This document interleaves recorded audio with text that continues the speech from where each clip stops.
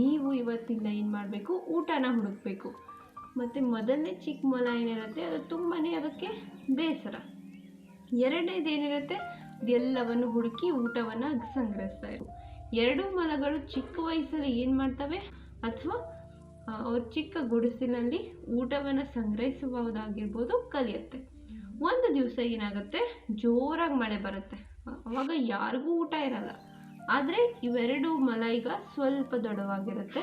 So ಅವ್ರು ಏನು ಮಾಡ್ತಾರೆ, ಮಳೆಯಲ್ಲೂ ಹೋಗಿ ಊಟವನ್ನು ಹುಡುಕಿ ತಾಯಿಗೆ ಕೊಡುತ್ತೆ. ಆಗ ತಾಯಿಗೆ ಸಾರ್ಥಕ ಅನಿಸುತ್ತೆ, ನಾನು ಚಿಕ್ಕ ವಯಸ್ಸಲ್ಲಿ ಇವ್ರಿಗೆ ಒಳ್ಳೆಯದನ್ನು ಕಲಿಸಿ ಇವತ್ತು ನನಗೆ ಸಹಾಯ ಆಯಿತು. ಈಗ ಬಹಳ ವರ್ಷಗಳ ನಂತರ ಏನಾಗುತ್ತೆ, ಅವರ ತಾಯಿ ಮೊಲ ಏನಾಗಿರುತ್ತೆ, ಸತ್ತೋಗಿರುತ್ತೆ. ಸರಿ, ಇಲ್ಲಿ ಎರಡು ಮೊಲಗಳು ದೊಡ್ಡವರಾಗಿರ್ತಾರೆ. ಈಗ ಇವರು ತಮ್ಮ ಮರಿಗಳಿಗೆ ಅದನ್ನೇ ಹೇಳ್ಕೊಡ್ತಾರೆ, ಯಾವುದು ತಾಯಿ ಹೇಳ್ಕೊಟ್ಟಿರುತ್ತೋ. ಸೊ ಇದೇ ಕಂಟಿನ್ಯೂ ಆಗ್ತಾ ಹೋಗುತ್ತೆ. ಸೊ ಈ ಕಥೆಯ ನೀತಿ ಏನಪ್ಪ, ಸಿಂಪಲ್.